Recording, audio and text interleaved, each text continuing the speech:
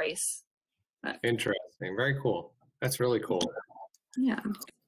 All right. I think we're okay now. Danny, are you on? You could hear us and see us well? I can. Okay, good. I'm here. All right. There she is. One way or another. We got you. All right, good. Yes, we got everybody. So we'll kick it off. We got a bunch of people online. Just want to say welcome to everyone out there. My name is David Guilford. I'm the director of Raw Endurance, and I'm also the president of the FDNY Triathlon and Cycling team. And we wanted to launch this virtual training camp speaker series.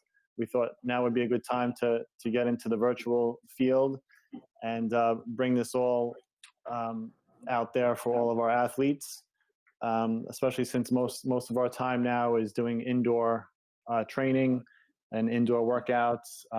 People are more connected on the computers and the laptops now. So this is something that we wanted to bring together and just offer some interaction with athletes, with coaches, with industry representatives. It's like an educational opportunity to interact with everybody and learn during this time. So I just want to say thank you. We have support from Felt Bicycles and Infinite Nutrition, Normatec Hyperice, Plant Power Bootcamp, and Acme Bicycles and Bike Division Tours. So these are all some of the presenters and speakers that will be helping us out during this time. This will be every Monday and Wednesday night for the month of June. And we also have some professional triathletes here with us. We're going to have Josh Amberger and Ashley Gentle and Marinda Carfrey as well. So every Wednesday we'll have one of the pros join us. Josh is going to discuss recovery. Ashley's going to discuss transitioning, and Marinda's going to discuss how she's been adapting her training during this time. So tonight we have our panel tonight. We have Kristin Alfano from USAT is here with us. We have Earl Walton from Ironman and Tailwind Endurance, and we have Danielle Gogarty from the RaD Fitness and Multisport family. So just wanted to say hi to you all. Just some housekeeping. Everyone is on mute, and then if you do have some questions, we have the chat session open up on the side, and I'll be checking that periodically, and then after everyone's presentation, I'll just see if there are any comments, any questions, and I could address them from there. So without further ado, we're going to hand this over to Kristin, and she's going to discuss some of the safe return to multisport guidelines and some racing recommendations. Kristin? Yeah, great. Thank you, David. Thanks for putting all this together, too. I know how much work you put into getting this to become a successful virtual event, and it's really cool to be a part of it. So thank you for that. My name is Kristin Alfano. I work with USA Triathlon as the event services coordinator. I work a lot with race directors through their event sanctioning process, processing post-race documents, and helping with rankings as well. I have been with USA Triathlon for just under a year and worked at the Olympic and Paralympic Training Center beforehand in the aquatics management department. I will let you know, I just have a few minutes, unfortunately. I'm also a USA swimming coach, and we're getting back to start doing a little bit of training outdoors today. So we're excited for that. Not hopping in the pool quite yet, but we'll be running around a little. So for the return to racing, USA Triathlon has been putting many hours into creating these guidelines and recommendations, both for athletes and for race directors. We started a bit of a three-phase approach, consistent with the federal guidelines, as well as the U.S. Olympic and Paralympic Committee and ITU, the International Triathlon Union. Within phase one is going to be pretty similar, of course, to most of the country. And about a month ago, where we didn't have any events, no permits were being accepted, and we had to cancel and unfortunately postpone a good amount of races. We're slowly getting into phase two. We did have a small duathlon in a small town in Oklahoma about 2 weeks ago with 12 participants, but it's a small sign that we are starting to get back into racing. That phase two is going to have some event size restrictions and strict limitations. And then we'll eventually, of course, we'll get into that phase three, where there'll probably still be some moderate limitations, but we'll be able to get back into racing a little bit more like we're used to over the past few years. Currently, like I said, most places are in either phase 1 or phase 2, but we're starting slowly to get there in the racing world, at least with some camps and clinics and a good amount of virtual events that are going on. So at least people are still staying involved with the sport. In addition, we have a race day checklist for athletes. A lot of this information can be found online at usatriathlon.org, and I'm happy to share this with anybody as well if you'd like the link. But some of the checklist recommendations for athletes just encourage you to make sure that we're all healthy and ready to go before the event. Consider any of the travel that you may do, who you travel with, who you're traveling back to after you're at a large scale event. And then what to expect at the event as well. You'll definitely see some physical distancing and increased hygiene measures. A lot of events may screen for COVID-19 symptoms, either at maybe packet pickup or check-in the morning of, whether that's just taking a fever or having medical personnel to look for symptoms. Athletes, staff, and volunteers who arrive at an event with symptoms may be asked to leave, unfortunately, and that is going to be up to the race director and how they are going to take these recommendations into consideration. One thing you'll very likely see at most events is going to be the limitations on spectators, family members, and support teams. You may have an event that you sign up for that's only going to allow 1 or 2 people as a support team for you there in the crowd. But many things may operate a little bit differently overall, such as the event schedule itself, registration. I know some race directors are going to a virtual packet pickup or virtual briefing the day before, and that's their plan there, a little bit more of a spread out transition area. And then post-race food and award ceremonies will very likely be kept to a small number or completely limited after the event. And again, these are all just recommendations at this time for the race directors. We are not putting out a clear-cut list of what you have to or can't do at these USAT sanctioned events, but they are guidelines again, and hopefully, and race directors will be taking everything with a grain of salt and how they feel it would best help their event. Some things to consider bringing additionally to events would be face coverings. Of course, I could not imagine a race director would require somebody to race with a face covering, but you will see volunteers, the race directors, maybe the fan crowd or people along or in the transition area as well. They may be required to be wearing face coverings. Some disinfectant wipes, hand sanitizers, your cycling repair kit, and then additional fluid and nutrition because, again, it might be a little bit limited as to what the race itself or the event itself has available to the athletes. In addition, we have a recommendation for the safe return to multi-sport for the race directors, as I was talking about. Those are going to be following the local authority guidelines, again, that three-phase approach. And then again, due to the rapidly changing situation, the guidelines are continually going to be updated. So make sure to check usatriathlon.org for all of those updates and information. We'll continue to make information available or change it as needed as more information is available to us.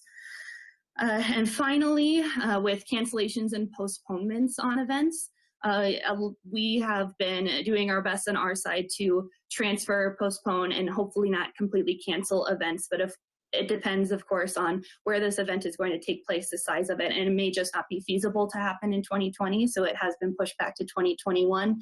The number of race directors that are really pushing to try and get these events to stay in 2020 is very high. Nobody's easily canceling events. Again, it's going to be the final decision of the local authorities, though. So if they decide to pull the permit for this event, that is what they have to adhere to, of course. But we are slowly getting there. We did have a small race in Oklahoma was kind of a little light at the end of the tunnel for us. We were just able to reschedule some of our national events to later in the year, so we've got more to look forward to. And if your event is canceled or postponed, I would suggest reaching out to the specific race director or event contact for that race, because every event is doing a little bit differently as far as how they may proceed with transfers or refunds for their events. So that's kind of my general summary of these return to racing recommendations and guides. Again, they are all available online at usatriathlon.org if you'd like to look in a little bit more. It's a pretty intensive document, so I tried to sum it up the best I could here, but please feel free to reach out with any questions you may have. I believe my contact information is at the end of this presentation, and I'll be happy to answer any questions you may have. Great, thank you, Kristin. Yeah, it's very, there's a lot to consider with all of this. You know, absolutely. It's not just kind of very simple to postpone a race or to reschedule a race. I mean, I guess everyone's going to be kind of battling for dates for the new races, and so from a race director's point of view, that's going to be difficult to try and find a date for the rescheduling. So I would imagine that it's going to be very possible that these might be pushed off, you know, until I guess 2021. Would you agree with something like that? Yeah, I would. It's not, from my experience, I've not seen a very competitive nature between race directors. So if there's a race that's scheduled for the last weekend of September in Tempe, Arizona, and that's the only weekend that somebody also is able to postpone their event to, they may not think that would be the best idea for them, for both races. You don't want to try and steal participants from one or the other. So that's something being taken into consideration as well with a lot of the race directors in these event postponements. Okay, so one of the questions we did have online is, hi Kristin, any updates on the plans for Milwaukee in August? The number one question. As of right now, we are all still set to go. I wish I still had some more information from you, but again, everything's good on our end. It's just up to the local authorities there, and once we get a final yes or no answer from them, we're going to continue pushing through and working towards this event as we would every year. Okay, all right, great. Yeah, and I guess you guys are constantly in touch with the local authorities for the towns in the village, who are in touch with the state, depending on what they do based on the CDC guidelines. So that there's a lot to consider with all of this. But it's nice to see that you guys do have the racing recommendations for the athletes regarding like registration pickup and body markings and, you know, gear checking. And even for like the spectators, you know, to kind of reduce some spectators because we just want to follow those social distancing guidelines. Anyone want to chime in? Danielle or Earl, any questions or feedback from? You covered the burning question was Milwaukee, so thank you. Of course. We're hoping to have something even before that, but yeah, but that's exactly it, Dave. You're right. There's just like sitting, you know, at Ironman, like the amount of work and detail and things that I think you guys have probably learned in the last 4 months about working with CDC and working with, you know, the levels and for USA Triathlon, supporting not just the athletes, but the race directors themselves, who are, you know, building businesses around this and have to look at their financial futures.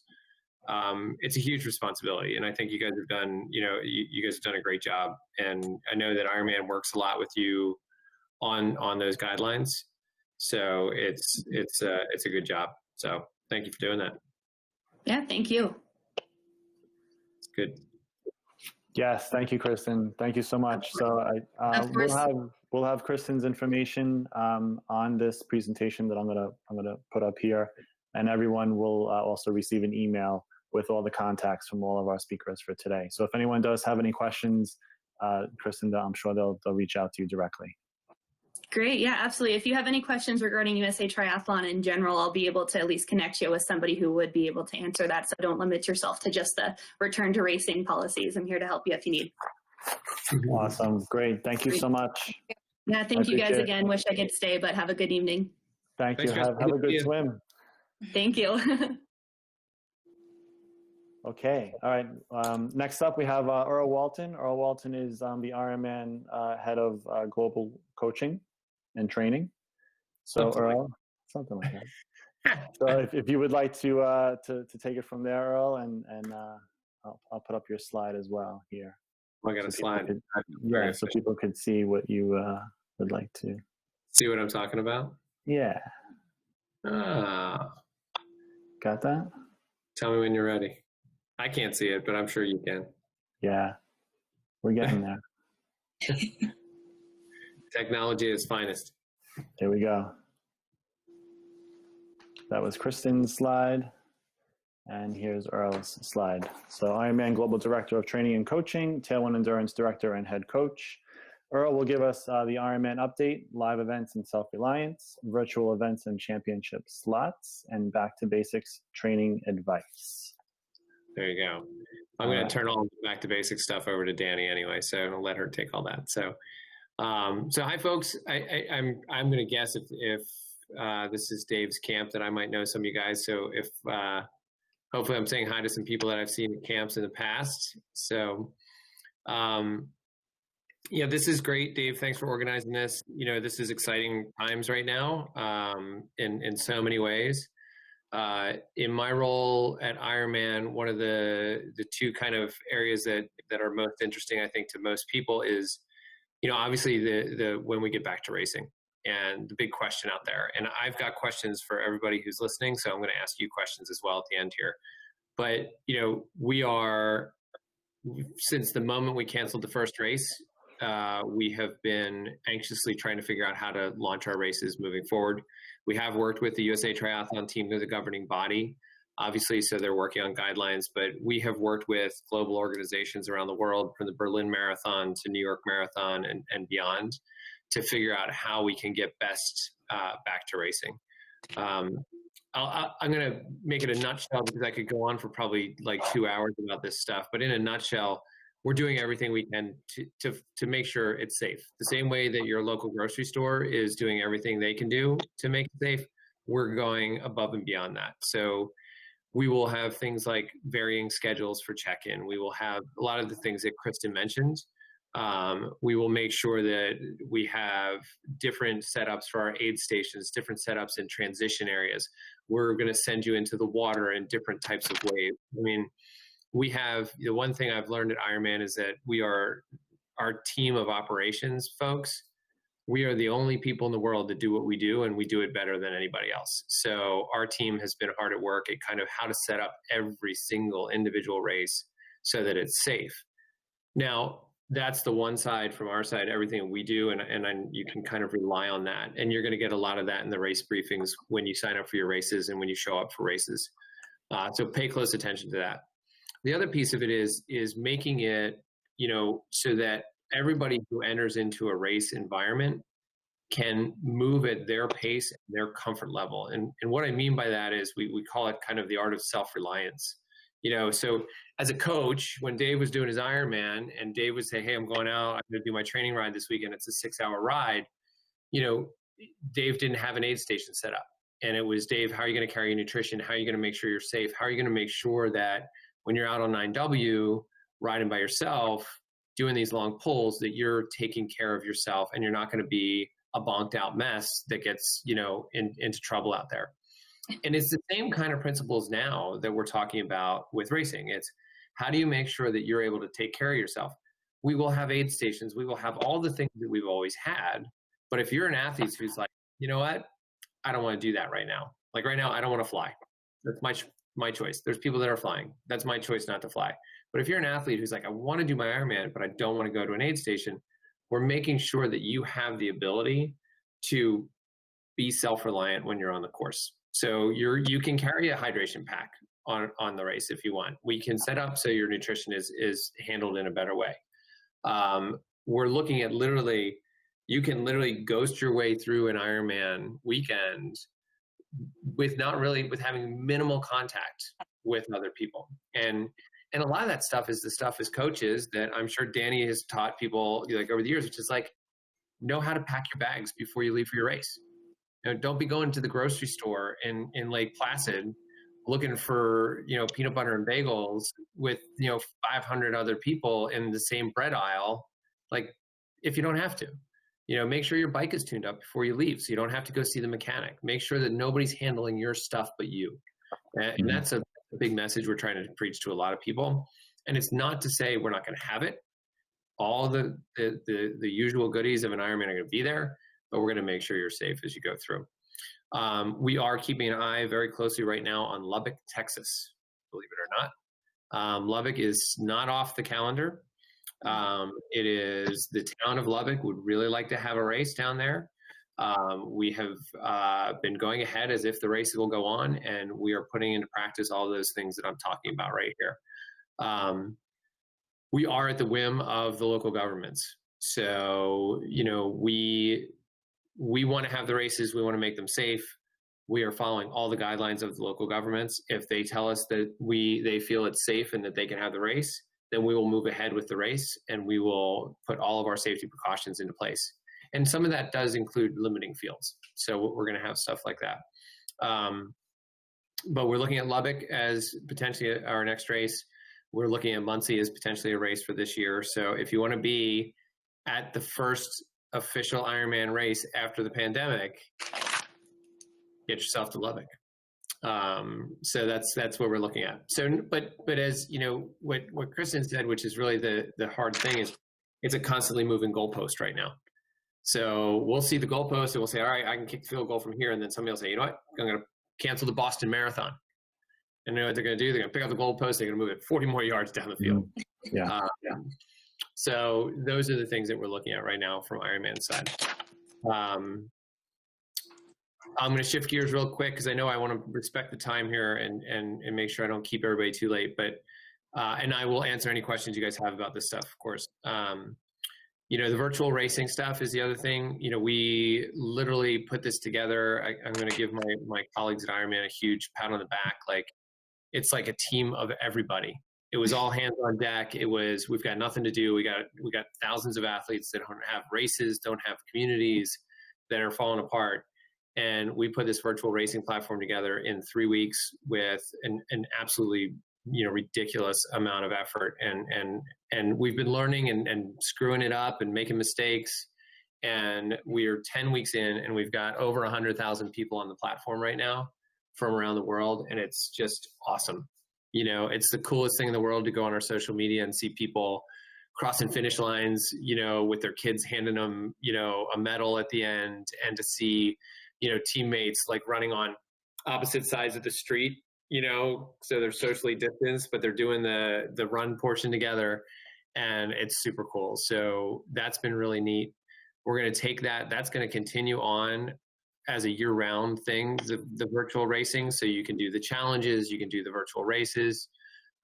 We are announcing, and if you missed it this week, we are doing a championship for the virtual racing platform, where we will have slots to the winners to the 70.3 World Championships, which is a big deal. And with a lot of controversy, and I know that, so please feel free to pepper me with questions. I think I've been prepped by those a lot. But it's 100 slots. It's, you know, there's one thing I want to say about Ironman, which is, like, in this crisis situation, it's a company that's very willing to learn and try things, which is pretty impressive, to be honest. I don't know if people think of it that way, but, you know, to try to put together a virtual racing platform and to try to give people the opportunity to qualify for world championships and to try different things for a big corporation is hard. And the team that's doing it right now, they're doing a good job. So, you know, like I said, we'll make some mistakes, but better to make some mistakes and keep moving forward than to just sit and wait for us to kind of get wiped out by this by the pandemic and the damage it's doing to business. So the big message here is racing is coming back. We are getting there. We are going to go there fast, and we are going to, when the floodgates open, I think it's going to be amazing. I am deep in the South here in Florida, and I can tell you that, you know, I feel awful saying this, but, like, my kids went to the pool today. They went to the local pool. They did. They showered. They cleaned themselves. I think I might have, like, washed them with Clorox when they came home and all this. But, you know, like, we're living in a world where, like, it's county by county and town by town. But the moment we have that opportunity, we as humans are racing out to do the things we love, and it's awesome, and it's coming, and it's coming pretty quick. So with that, I guess I can probably hand it over to Danny, and you can start talking a little bit about how to get ready for that. Unless Dave has some other agenda item or questions for me. No, I just have a quick question. Since you did a nice little segue with the pool, I mean, a lot of people haven't been swimming, I guess. So is there a concern that, all of a sudden the race is going to be, on the schedule, on the calendar, and then you're going to have a lot of people just jumping into a lake, to do a 2.4 mile swim and, or the half, that really haven't been in open water swims lately, and definitely not pools the way that they would be over the past, 4, 5, 6 months. Is there a concern? It's absolutely a question. Yeah. And we've had a lot of conversations about that and kind of looked at it, and we said, look, we're looking at things like, how soon after the pools open up can we have an Ironman that's in that local region, right? So, and one of the big conversations, one of the conversations we had about Lake Placid was, when are the New York City pools going to open? And when the mayor said the pools are never going to open, we said that's a problem for Lake Placid. Yeah. So that was definitely an issue. We will have additional safety measures in place. We will have the way the swim waves will go in will be very, very spread out. So there'll be definitely an eyeball. And, the truth of the matter is, I don't think you guys ever swim enough anyway. So don't tell me you guys are swimming all the time when you're not. We're always swimming. We're always swimming. You see our training peaks. We always update, we put all the numbers in there. So it's true. To bring it back on the more local frozen a little bit. Aspect, New York City, I think New York City is now requiring people to have qualifying races. New York City, I have a friend who I just spoke to the other day. New York City still hasn't canceled or anything, but his qualifying race was canceled. So I guess people need to find ways to like maneuver that. And this, I don't know about the qualifying races. I hadn't heard that. No, okay. No, we won't do that. I mean, obviously for world championship stuff like that, we'll do that. Okay. But this is one of these areas where like things like, and I'm sure what Danny's going to talk about, but like we've been doing these virtual platforms. We've been sending out like a ton of information about swim cords and how to get in shape. And, the bottom line as a coach from a coach's standpoint is if you're fit, like you should be thinking about staying fit so that it should only take you 4 weeks to be ready for your race event. Mm-hmm. And the underlying fitness of swim cords is going to keep that structure in place so that all I have to do is then develop the technique back and get my technique back. That's my opinion.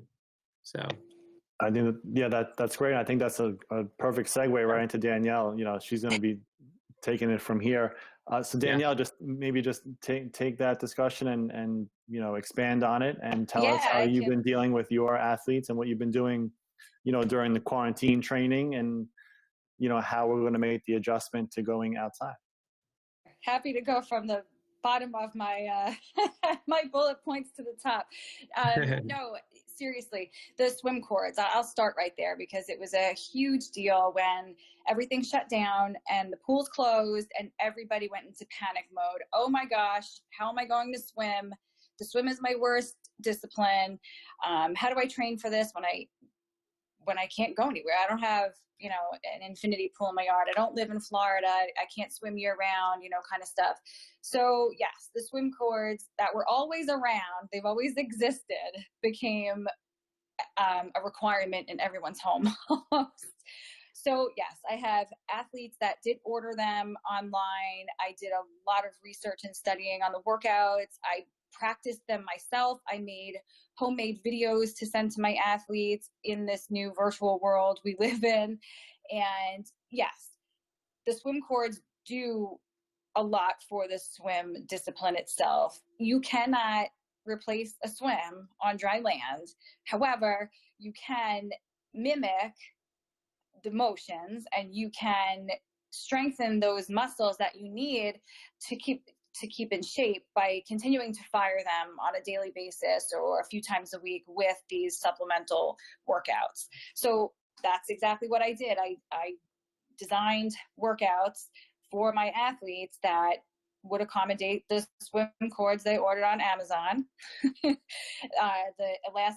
bands they ordered on Amazon, new dumbbells they ordered on Amazon. And that's the whole thing. Once everything was shut down, no gyms, no pools, no nothing, people don't have home gyms usually, a setup like that, or a pain cave, if you will. Not everyone has the ability to do that, the time, the space, or the money even. So you have to become a little bit resourceful in knowing what your clients and your athletes have in their houses. Be creative in the way that you develop at-home workouts. People ordered pull-up bars, so you can use chin-ups and pull-ups in your bedroom doorway. You have swim cords. We did using chairs, couches, ottomans for incline push-ups, using it as a bench for dumbbell shoulder presses, chest presses. You're using all kinds of equipment, laundry baskets turned upside down, and you can use them like a box for box jumps, or, you know, all kinds of things. If you would see what my living room looked like all winter, it would make you laugh, but, you know, you would appreciate, you know, the things you do have at home that you can make work. You make it work somehow. And that's a big thing in the triathlete mindset. Earl, going back to what you were saying about that constantly moving goalpost, triathletes as a whole, where we are people who accept and adapt. You know, you get a race and you're going to plan for it to be a very calm swim and a not windy bike, and you're going to have a cool breezy run, and it is completely the opposite of that. And you can only tell yourself and teach yourself to prepare for those scenarios, but at the end of the day, when you go into a race, you just have to accept what you are challenged with, adapt to it, and move on, move forward. So that said, I have an example for you. I had a couple athletes who live in Texas. They are in the Dallas area, and they were registered for Ironman 70.3 in Texas back in April 5th, I think was the date. And we were training all winter. They were in the pool 3 days a week, all winter long, on their bike trainers, indoor cycling. They were running outside all winter. And then all of a sudden, 2.5-3 weeks before the race, it's postponed. So what do we do? Yes, they're disappointed. So there's these feelings that the athletes have. They're disappointed their race is either canceled or postponed. Will a next postponement date work for them because they made plans to spend 4 days somewhere else? That was their vacation or racecation, as we call it in my house. So, you know, you're looking at all of these moving parts to try to make something work. So you take it down a notch. You're allowed, I gave my athletes, you know, you can cry for a day that you're disappointed about your race being postponed or canceled, early season stuff, and we just reset the goal. So, okay, so Ironman Texas was going to be one of my athletes' first 70.3. All right, let's look at it and see what date is next. We're going to take the options that Ironman so kindly gave us, and we're going to choose one of the other 70.3s, and we're going to transfer the registration to that race. So then you look at the periodization plan, your big Ironman plan, and you break it down a little bit. And yes, you were ready to taper, but now we're going to bring you back down easy. We're going to replace swims with strength workouts. And instead of swimming, you're going to do 2 extra days of strength during the week. And then you have a base phase, and then you go into a longer build phase. You just have to, you know, really trust that your coach will be able to look at the big picture and chop it off week by week, just to reassess, you know, where you're at with the goals. And the goals may change when a race date change. You know, with these girls in April, they were so set on that. They were disappointed. But then a couple days later, we got the email for the Ironman virtual race series. So they were like so excited. And one of the girls, she did her 70.3 the third week, I think it was. You know, they did the sprint, they did the Olympic distance, and then they went and they did, you know, the half Ironman distance. And they had a blast. They did it together because they're in the same area. And they loved it. And they raced every virtual race since, -1. So they, you know, they had a good handle on that. So that's what we did. We pretty much replaced big races with small virtual stuff. A lot of virtual race pace series had some really nice bling medals that people got excited about. So I had athletes register for those things. But really, it was just really trying to keep positive mindset. Triathlon is a lot mind over matter. You can train your body, will physically do so many things. It goes into autopilot after a while. But if you can keep your mind positive, your body's going to follow too. So I think, now that here in New York, like you mentioned with Lake Placid, people were in the area here. I'm out of New York as well. So a lot of my athletes are here, and we haven't had group track night during the week. We haven't had group swims at the pool. We're all USMS members, none of that. So now we're starting to open water swim. Then that brings me to ordering more gear. People are borrowing booties and bonnets and gloves, and we're out there. We're out there a couple times a week, just trying to get some, bring that fitness back. And it's really, like you said, triathlon folks are fit year round. We adjust training plans to stay in shape. Swimming, I believe, comes a lot from confidence. So if you feel like you're going to be able to do it, you're going to get yourself through that swim, whatever distance it may be, whether you have 2 weeks after you know that your race is coming or 4 weeks to do it, you'll get it done.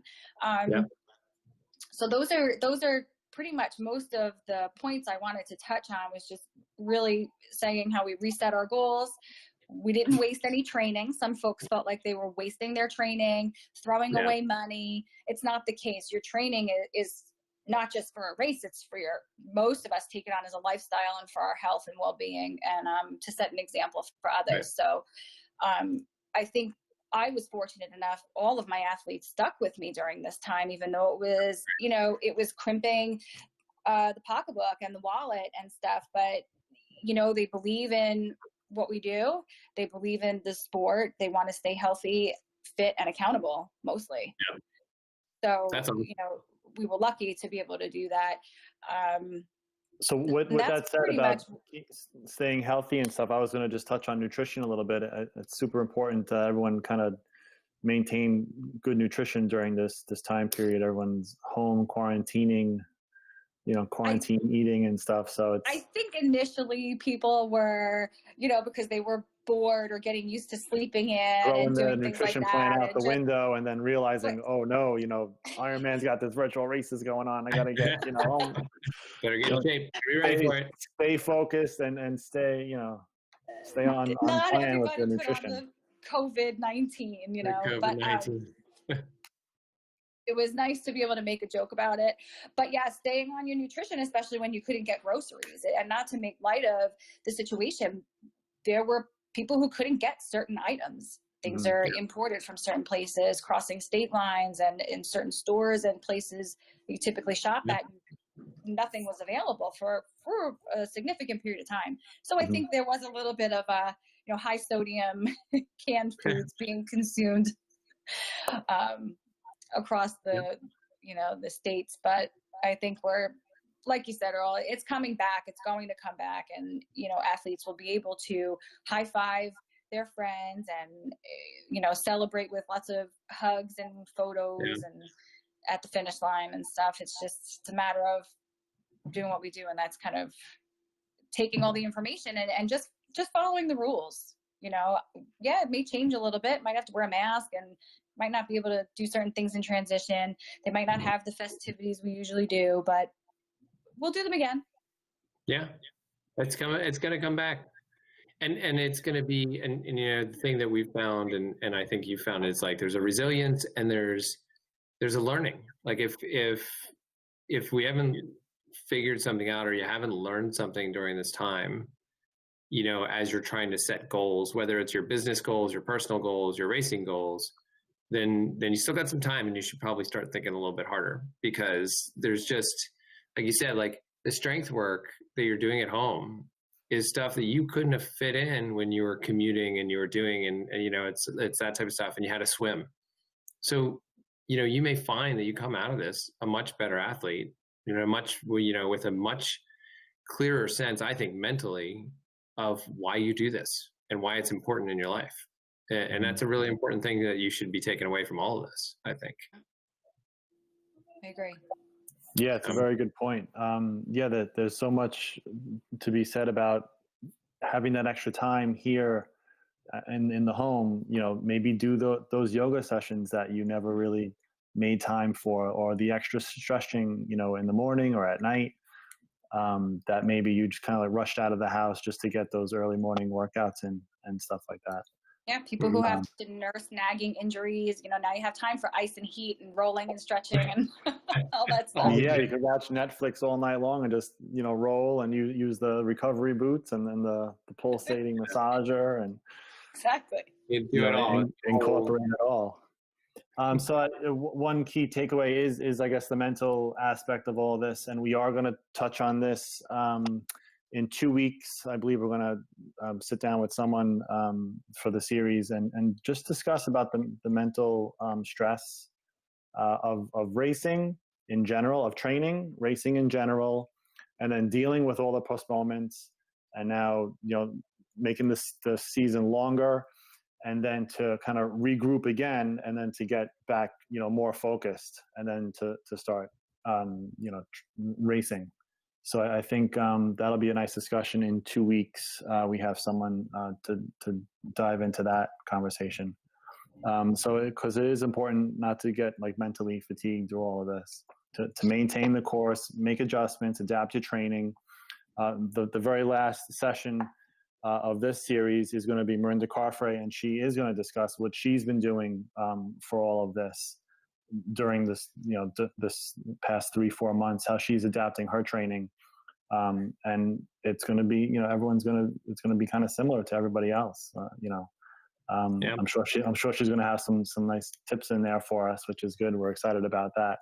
But everyone is on the same page. We're all in the same boat here.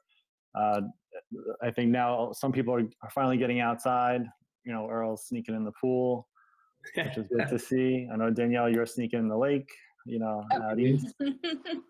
I'll hopefully be sneaking in the lake up here. I don't know. I guess the New York City pools will be closed for a while. So that's your lake is going to be awfully cold there, David. And be careful. I know that. Need more than some booties in there. I'll have to borrow some booties. All right. Yes. So we had no other questions online. Someone did actually point out that New York City did cancel the swim requirement. So we'll have to just double check on that. But thank you for posting that. I should do my homework on that. Hopefully we do return to racing soon.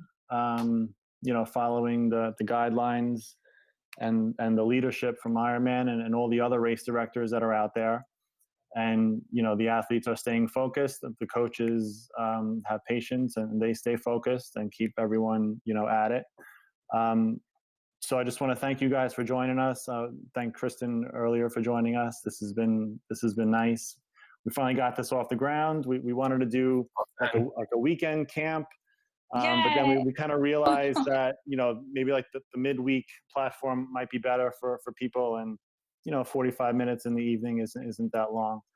So, so this series is going to be every Monday, Wednesday night for the next 3 weeks in June, which is nice. Same time, same place. Different speakers. Earl, I think you'll be joining us again. Danny will be joining us. But we do have different reps joining us. Felt Bicycles will be involved. Someone could speak about their line, and then Normatech is going to have someone speak about their products, and then Infinite Nutrition is going to join us during the nutrition segment, as well as Erica from Plant Power Bootcamp, which is nice. One session we are going to do is going to be a bike fitting session. We're going to get into the studio and see Jonathan Blair from Acme Bicycles in Brooklyn is going to just talk about the importance of a good bike fit, being comfortable on the bike and not getting injured while on the bike. So that's another segment. So with that, I think we're going to sign off. This session has been recorded. It's going to be up on the website. I'll provide a link. Everyone's contact information. Let me just get this one slide up here. So everyone can see the contact information for all of our presenters tonight. There we have it. That was Kristin, Earl, Danielle. Do you guys all see that? Mm-hmm. Cool. So any questions? You could take it offline, reach out to any of these folks, and I'm sure they would help you out. So let me get back to the main screen here. Earlier, I did this with a friend, and instead of taking back the share screen, I hung up the call. So I just made sure I didn't do that tonight. So any last words from you folks, from Danny, Earl? Anything you wanted to? No, I appreciate, you putting this together. I'm very, very excited about it. So looking forward to the next few weeks. Have something to do on a Monday and Wednesday night. Yeah. Very nice. It's great. I think this is what, having an actual community is all about. So well done. Keep it up. Thank you. Yeah. Thank you so much. We'll see you guys soon. The next session is this Wednesday night. We have Josh Amberger from Australia. He's going to be talking about his recovery tips. Tell him you need to make him tell the story about his swim is what you really want to know. That's true. Like I know his swim tips. I think that's classified information. That's classified information. Yeah, so you can hear about his recovery tips. That'll be even more interesting. He wrote, and you need to send out, if you want to get people to watch, send out his race report from Kona last year. Yes, I read that. Yes. He always writes some pretty good race reports. Yeah, he writes a good race report. Very funny. He does write a good race report. Yeah, so those are three things right there we'll have to touch on with him on Wednesday night. Hopefully everyone can join us. We get more people to join us, get some comments, questions, and we get a nice interaction going on. Love it. All right, great. Sounds good. Well done, Dave. Well done. Thanks, Earl. Thank you, Danielle. Thank you, everyone, for joining us. More information is on the website, RaW Endurance, trycamp.com. All right, awesome. We'll see you guys soon.